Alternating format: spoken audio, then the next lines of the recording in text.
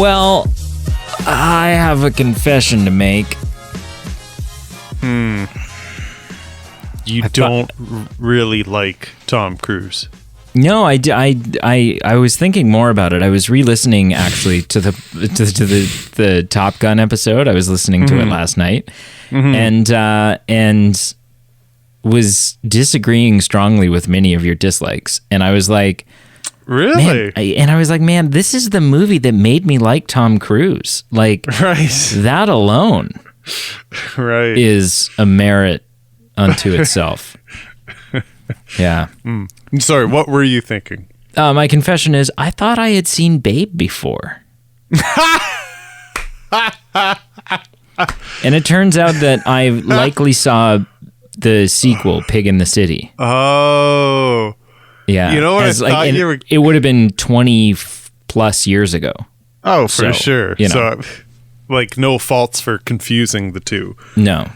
I have a confession to make. So I personally was aware of what Babe was, but I was also confusing it with another film that I had a bit of confusion when I was watching this, and different things were happening. But you know how, and it's not just like children's movies or Disney movies, but like just in Hollywood, it always seems like there's a fad or like a popularity of like if one volcano movie comes out, then another comes out. So like, you know, if Sure. Dante's Peak comes out with Pierce Brosnan, Volcano or whatever it's called comes out with Tommy Lee Jones. You know, like it's just like if one comes out, then there's like 2 or 3 of that come out, and they're usually within like a really close period of time. Or like 12 years ago when it like 6 different studios were making a Snow White movie. Right? Yeah. Like, the funny thing is that wasn't really hyperbole because it like was actually It genuinely, almost yeah. 6. Yeah. And so there was the same thing with this. There was another Pig movie that I confused it, and it was around 1995, like it might have been 94 or 96. And I had to Google it, and I remembered it as a kid. It was called, I think, like Gordy or something. Oh. And it was about this pig that, I mean, it's essentially a lot of things were similar, and now I can see why there was the confusion, but it's about this pig that gets separated from its family, who coincidentally, like, I think are sent to like a butcher plant or something. And so this pig has to travel across America to like find his family. And the difference is like it like is befriended by like a country music singer or something, like living in a trailer. So like, I hate it already. I don't think it was a country singing pig, but there was definitely music involved. Yeah. No, that would not have... I was kind of half into expecting you to say, like, you know, where was the spider that was writing words in the web and stuff? Like, what pig movie is this? Yeah. Okay, so I looked. It's called Gordy. It was from Disney. Okay. And my point is, I was... It has, I'm just Googling it now, has a shining 20% on Rotten Tomatoes. My point is, I was pleasantly surprised. I was kind of regretting, like, when we watched Babe 1995, there'll be these country music segments. They never came, and I was happy. Thank the maker. Thank you also for joining us. We are the Movie Men podcast. I am Peter. That is Brady. And we're just getting our pig movies in a row on the same page, but we are here to talk Babe 1995. Yeah, welcome to a bonus episode as well. Bonus episode, and listen, this won't be like necessarily a predictor of things to come, but this is the second time in a short period of time that this has happened. So the again, peeling back the curtain, we had a vote. The winner of the vote will be upcoming in our main episode. So this episode will just be about the film. There will be no news, no what you watched, and this was the runner-up. So voting was pretty much between 2 films, and Babe was in second place. And it wasn't close per se by the actual tally of votes, but it was still a strong enough response that it was like, hey, there's enough interest for this. So, and we had curiosity. So the curiosity mixed with the response, we were like, hey, might as well let's give it a whirl. Yeah, and both times, may I add, times you've been the instigator of I have bonus episodes, so I'm starting to wonder, because we used to do, right, like, we were doubling up with Black Mirror, we were doubling up with 007, at times we were tripling up with 007. Yeah. And then you were the one that was like, oh man, I have a life. I can't be doing all this all the time. Right. And then now you're the one who's like, yeah, do you want to do 2 episodes this week? I don't know what's going on here, but I don't either. Strange times. Yeah. So I'd never seen Babe before, apparently. Yeah. Okay. Yeah. So initial impression, me. This movie's dark. It's yeah. Like it's downright grim at times. Like it's edgy for a children's movie. Edgy's a good way to put it. Yeah. Like dealing with the butchering and and not even like, I won't say untastefully, but not like tactfully. Like they just kind of like, I don't know, they just like throw it in your face and at times kind of make light of it, and it's funny and it's, Yep. There are some moments of this movie that I adore and I think are fantastic. Sure. There are some elements of this movie that I think are fantastic. Sure. I'm obviously clearly at this age, like, and having not apparently grown up with this movie, I'm not the demographic for it. Right. And I also don't think that children today are the demographic for it. But it does feel like a completely suitable and adequate 1990s children's movie. Right. And so, yeah, I didn't have as much fun with it consistently as I would have liked to. Sure. But there were enough fun, redeeming moments for it that it wasn't, it wasn't a shit show for me. I wasn't like, this is awful, shut it off. Right. So, yeah, that's in a nutshell, that's kind of my initial impression. Sure. I had so my initial impression, I had some background of it. I had seen it as a child. My grandparents, I believe, owned it, and that's why I watched it. They in real life, they had border collie dogs, so they were just interested in this story, and by then I was exposed to this film as a result of it. And I don't remember if I've seen this as an adult or not. So regardless, it's either been a long, long time or a pretty long time that I didn't remember most of it. I was shocked watching it and then doing some looking at it afterwards about a few things. One, its commercial response was wild, made a lot of money. I was shocked by its accolades. The awards response was pretty well recognized. And I was also Hugo Weaving. You put Hugo Weaving in a movie, and right. The rest, it just takes care of itself. And it also had apparently a pretty big social response where the film had what is quote unquote a marked effect on the growth of vegetarianism, particularly among the young demographics. And I'm reading off Wikipedia here, but because people were eating Babe's parents. Well, yeah, like it brings a more personalized perspective of an individual animal, right? And so, just the views kind of, to a degree changed. And then specifically, I think I knew this, James Cornwell, is it Cromwell or? Yeah, Cromwell. He became an ethical vegan after this as a result. And I knew about this because I think he had like handcuffed himself to like a Starbucks when they were charging more for like plant-based milks, and like he's done things in the news where I'm like, okay, yeah, makes sense. So I guess I was just surprised about all these impactful responses that this film had in different ways.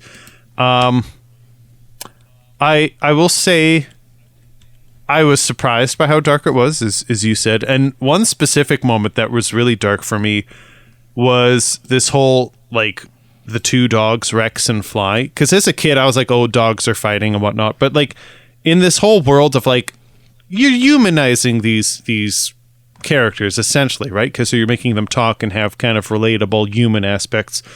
you're essentially like having these characters having a domestic dispute where like the man attacks they're having the a woman. full-on domestic. Oh yeah. And like she is injured and like there's just after effects of like her being kind of timid and scared of him and not even talking. So like as a kid, I think I was like, this is sad because these dogs are biting each other and whatnot. But as an adult, that part really hit for me. I'm like, this is actually quite serious and somber. Like this is not it cuts a bit deeper as an adult when you can kind of understand it. But that aside, there was some edginess to it. I can't explain this, and this is the end of my initial impression. As a film, it was what it was, and we'll talk about it. But there was something visually and aesthetically that like drew me in and suspended my disbelief with this film. And it was just about the setting. Like the farmer's cottage for me just hit, and like the style of the farm and how it's nestled in this little corner of the world. And it's in the 1990s, but like it's essentially timeless. Like I just wanted to chef kiss every time I saw a scene. And I was like, I want to be here. Like I want to spend a week here. And like just the calm moments where he's like, you know, eating his lunch under the tree with his animals and just like enjoying a peaceful break, or tending to his sheep and like cutting their wool and like flapping their fleeces in the sun. Like there was just something about it that like, I don't know, I can't explain, but that like just visually, I was like, I want to be here. It felt so real to me, and I can't explain it. But regardless, and a unique film, I will say, is my initial impression. Yeah. Yeah, dark. Like for me, the scene that stuck out was when the sheep gets attacked by those dogs. Right. And I'm like, I didn't expect to see blood. Like, right. Yeah. There's just a lot of like, there were several moments where I thought to myself, would I just plop my kids down in front of the TV and walk away and let them watch this? Right. Yeah. I mean, which is a weird thing to say about a talking pig movie. Yeah, I feel like there's a debate to be had. I guess I'm like on the spectrum. It's not the most risque thing, but I will admit it's not like the first thing that I'd be like, yeah, compared to like Cinderella or some classic cartoon that's generally accepted to be acceptable. Yeah, I hear what you're saying, like, where you have visual blood and like things getting eaten. Yeah. Yeah. I mean, I did write this down. In what universe does the farmer think the pig was the culprit for killing that sheep? Right. And then immediately, like, you know, doesn't investigate any further. He's like, well, time to get my gun. Right. Having bacon tomorrow. Like, yeah, he was just like, I don't know. Yeah. Yeah. I just want to say this. Going into this, like, I'm going to list a couple movies. I'm not going to phrase it as a question. Just like give your initial impression, like the first thing that comes to mind. Which of these films has the most Oscar nominations of 1995? Babe, Toy Story, Pocahontas, or Braveheart? Oh, I mean, I feel like the obvious thing to say is Braveheart, but Babe, Pocahontas. I don't think Pocahontas was super well received. It may have won or been. Are you saying won or nominated? Just nominated. It was likely nominated for some soundtrack stuff. I have to say I'm positive it's wrong because it seems too obvious, but I can't say anything other than Braveheart. Mm-hmm. So you're right. Braveheart had the most at 10, but Babe had 7. Wow. Oscar nominations. And just sit down, I'm going to walk you through it. So there's like the things that make sense. It's like, okay, best visual effects, best editing, things like that. It's okay. If you're having animals visually altering their mouths to talk, it's like, okay, yeah, some of these make sense because some merit was done here. So you got best visual effects nom, film editing nom, best art direction nomination, best adapted screenplay because it was based on a children's story. You got some best supporting actor nomination, best director nomination and Wow. best picture nomination. Wow. Right? Apparently 95 was a dry year. I mean, I won't go as far as saying that because I won't rip on Babe by any means. And if I'm just quickly looking at Best Picture, so you got Braveheart that won. So, I mean, that makes sense. You have Apollo 13, Babe, Postino the Postman, something I've never heard of, and Sense and Sensibility. So, I mean, some things that were big, but maybe you could classify that as light. It's still weird to have Babe on that list, though. It does. It does. But yeah, anyway, I just had to say that. Like, that is just shocking. Like I said, the response this movie had is it's not just like a little cult following of people who saw it and grew up with it and loved it. Like this. No, people really like Babe. People really like Babe. I mean, So, yeah. And I mean, at the time, I think I would get that. Mm-hmm. Like in the 90s, I think I probably would have shared a lot of that. And like I said, there's some things I love. So stuff that I love about this, there are clearly some scenes where we're dealing with real animals and incredibly well-trained animals. Like some of the stuff that I was seeing them do, like choreography-wise, I'm like, oh, this is really impressive. Like, yeah. You know, they say never work with animals or children when you're making movies because it's a pain in the ass, but they've knocked this out of the park.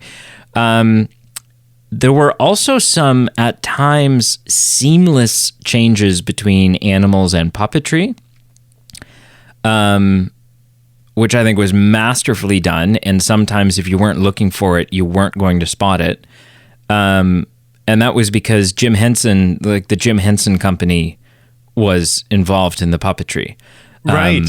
Yeah. And so that, you know, there was rarely, if ever, a moment where the puppetry took me out of it. I was always like, okay, I buy it. Like, you know, I'm along for the ride. It fits the aesthetic. Like everything about this is fun.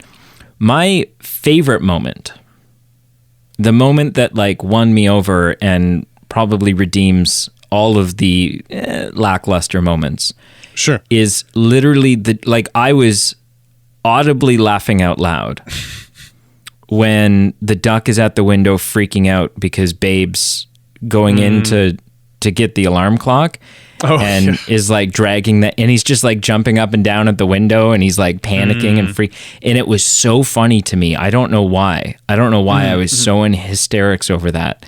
But yeah, there's a lot of cuteness to this movie. There's a lot of funny moments. Even if it's just things where like, the pig was supposed to do this and the pig fell over or fell off of this while they were, so we added in we wrote it into the script. But it all kind of works and it all adds to, sort of the young, innocent, naive clumsiness of Babe.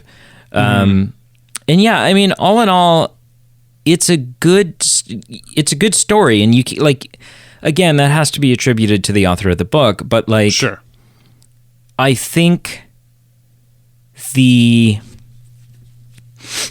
would have been easy to just have a story that was about this pig and life on the farm and blah blah blah, but the subplot of the relationship between the pig and the farmer, and then this competition and all of it, like it just added such a nice, like it was like an extra hug at the end around the story that just kind of really made it feel, it added such a feel good aspect to it as opposed to just a cute movie with talking animals. And I'm literally thinking as we're saying this, I think my counter to that is it does have a lot of cute moments and heart moments with all these subplots. But I wonder if sometimes it's a little hollowed out, like it's a little unfinished or rounded out in a balanced out with not not finished out moments. Here, let me say that in a less awkward way. So we've got the subplots and the good things of the emotional parts, but sometimes I think they're just kind of dropped. So, for example, when Babe is warned by the sheep that all dogs are evil or some such, and Babe is like obviously a little sour, a little hurt, and then like it just is like briefly talked about with the mother dog and then just kind of like moved on. Or just this whole emotionally raw moment where this cat is trying to manipulate Babe and saying, hey, you know, this is basically your lot in life, and this is, you know, your family is probably dead, and, you know, just kind of revealing truths. And it's a very brief kind of raw moment where Babe is like, is this true? Is this where my family is? And the mother dog's like, yeah, I'm sorry, probably. And then it's never really explored again, and Babe never brings it up. Like, it's just kind of like a moment, and then it's just moved on. It's not that this is really influencing Babe and having larger ripple effects, which arguably would be very rational to have this life-altering news broken. So, like, just little things like that where there's moments that could have been larger conflict internally for Babe in a movie that is all about these subtle, nuanced little internally kind of moments for this animal. There was the opportunities for that to be more of an internal conflict, and instead it just happened. They briefly address it a little bit, and then it just kind of moves on. So I would argue, and I'm just arguing to myself because I'm trying to balance out what's good and what's not good. There's some good things, but I think there's some unfinished or just some abruptly stopped things.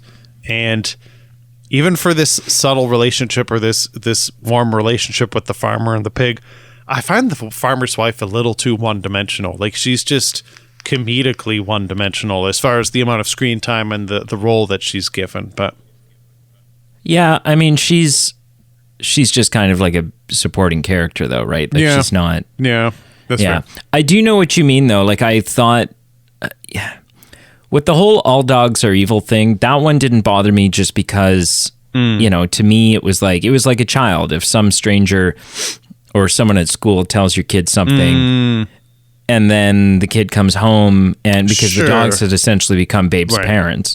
Yeah. That's and true. so, you know, and then the parent says, no, that's not true. This is the truth. Typically the kid goes, oh, okay, and accepts the new truth and moves on. Yeah, that can be. The breaking of the truth to Babe, though, I don't think I noticed that they didn't bring it up again or flesh it out further, but I did think it was a weird scene for me, only because the mother dog she doesn't seem super comforting in this moment. And, and there isn't, like, again, I'm going to use the word tactful again. Like, she just kind of, yep, that's true.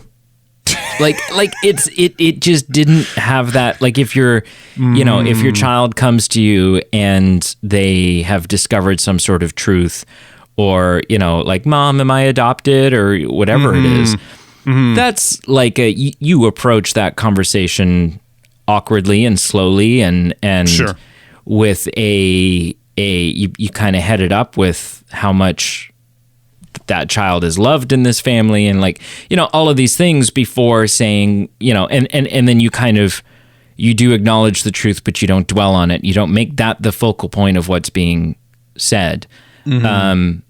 Whereas, this was just like, yes, the only purpose of pigs is to be eaten, and your family is dead, and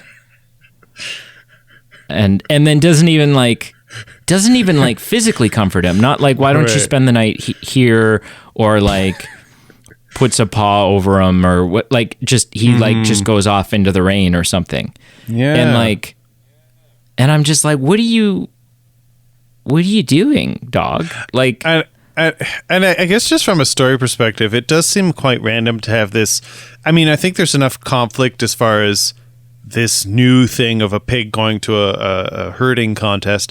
Enough of the anticipation of that I don't think we need another another conflict going on. So to have this not fully fleshed out as far as them comforting each other, and then him going off and freezing overnight just seems kind of like a really random one-off that, if that had been erased from the film, it wouldn't have been any less in my mind, and it wouldn't have been like, it would have still been seamless transitioning to the climax. Right. And so I guess I just wonder, do you really need to be here if you're not helping our character grow by the end of the film?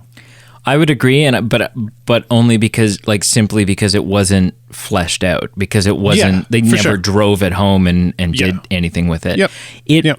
The other thing that moment serves, and it was confusing for me, and I just kind of moved past it because at that point I kind of didn't care. Is Babe running off and spending the night freezing is used as this extremely convenient plot point for Rex's redemption, and I didn't understand, so the dog is now heavily sedated all the time, but he clearly isn't in this moment. The next time we see him, he doesn't appear to be sedated. And then all of a sudden, the last time we saw this dog, he was sedated with a muzzle, and now he's leading the hunt to go find Babe. And I was like, what? Why was our first instinct to let this killer dog off the leash to go help? What is the thought process here? Right.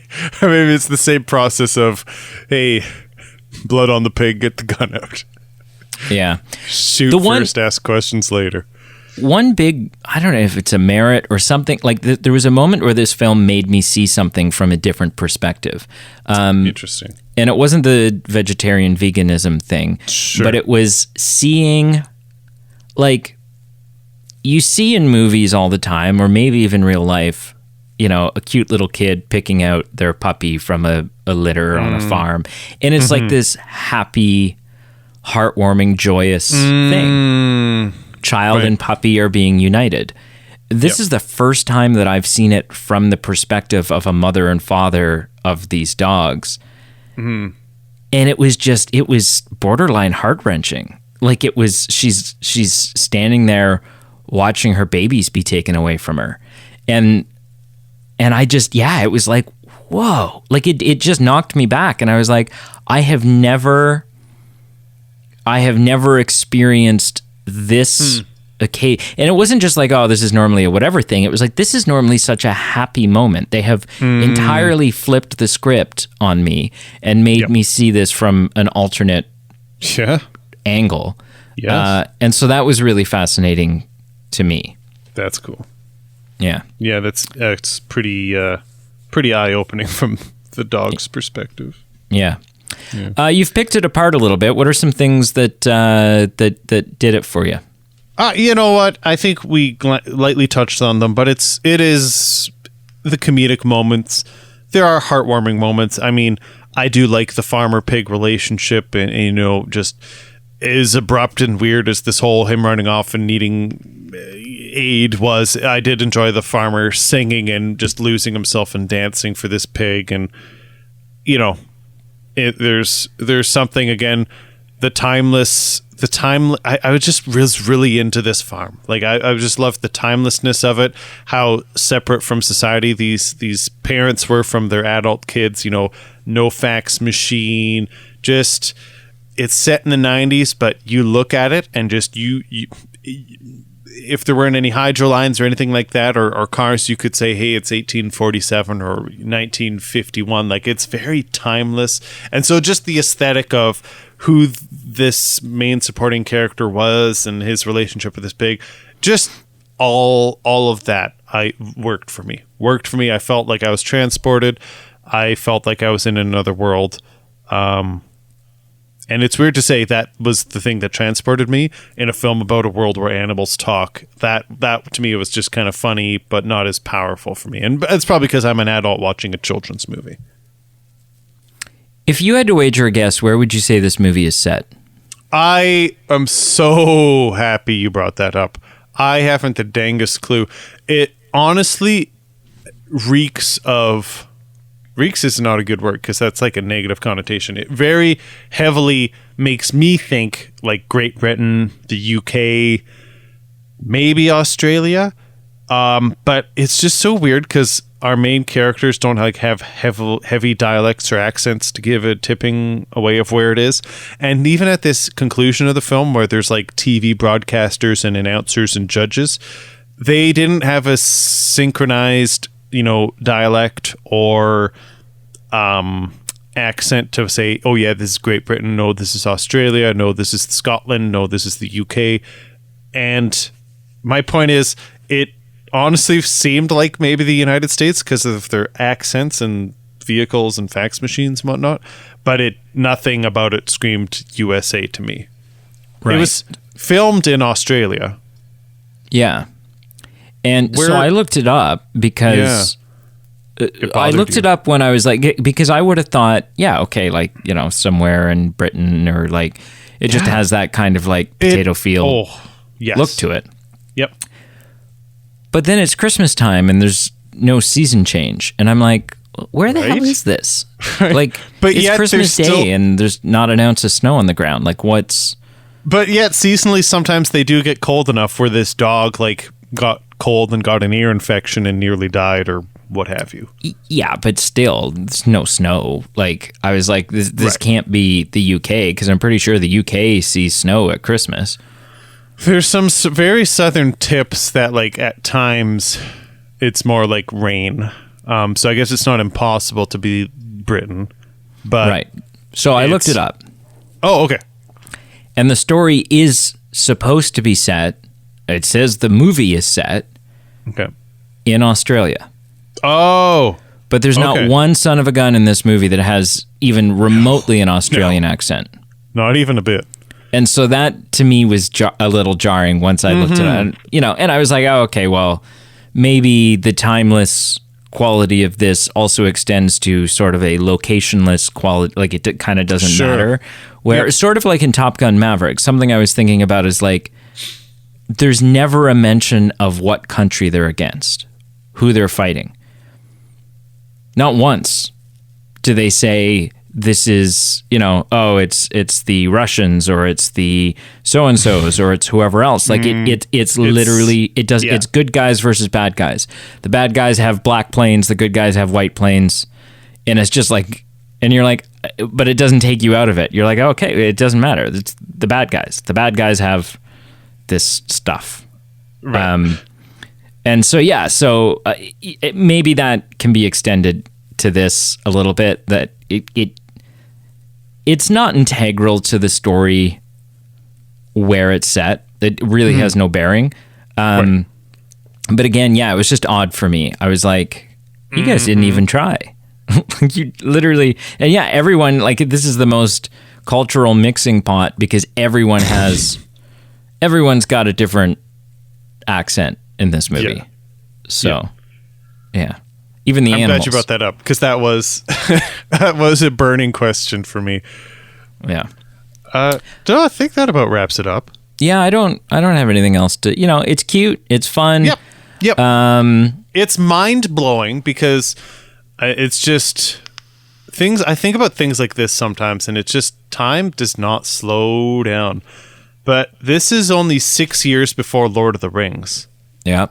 And like when I look at Babe, I go, ooh, okay, 1995, not that it's old, but it's, it's got some mileage on it. And I still, in my mind, in the back of my mind, I go, Lord of the Rings. It's like, oh yeah, it's hip, it's cool, it's what your kids want these days. And then I go, but this is only 6 years older than Lord of the Rings. It's only 4 years older than The Phantom Menace. Cat, shut up. Oh. Right? My gosh. Oh. Yeah. But cute movie. Has some moments. Isn't perfect. It's not incredible. It hasn't working into its way into a gold standard of great for kids or great for both kids and adults, but I don't regret watching it. No, neither do I. And I'm not sure it's aged super well. Like, I don't know how interested the average child would be. Maybe if you sat them in front of it young enough, but then again, I'm back to like, I don't know, how old do you have to be to see some of the stuff that's in this movie? Right. Yeah. So, scale is 0 to 10, sir, then, for Babe the Pig. I gave it So on my scale, I don't need to see it in theaters. I would not want to pay premium access to see it. If it was on a streaming site for free, that's kind of my ideal effort, money, resource allocation towards seeing it. On a scale of 0 to 10, I gave it a 6. It's not excellent enough to be in a good category for me, but it's still got a good ratio of things that I like to what I dislike, and it's still a bit over the fence, so it's a 6 out of 10. Okay, that's fair. What do you give it out of 10? I too was glad, because it was on Crave, and so I was glad to, not have to pay any extra. Yep. But I gave it a 6.5. And yeah, I think it's again, it didn't do it for me in a lot of ways. Sometimes it really did, and I thought it was super funny and fun and whatever. But I do really appreciate, again, like the puppetry and the visuals and the animal training and there's enough redeeming qualities about it that it deserved to be well above that 5 out of 10 mark. Yeah. So, cool. Wrap it up, sir. Well, I will give a shout out to our voting patrons who voted for this. Shout out to Carl. Shout out to Marshall. You guys felt strongly about this, as did other people who voted for it. So thank you for using your votes as you saw fit. Thank you for all who voted, not just for Babe, but just in general. Not just for our movie podcast either, just for voting in general. It's always good. But thank you for listening. Thank you for joining us. Like, follow, subscribe wherever you can. Check out our Patreon page below. Help us pay the bills. Help us give you some perks back. And until we talk next time about Toy Story, which will be our feature episode for like the 17th time. That's not true. It's not. It's kind of true. Feels like it. Feels like it is true. Yeah.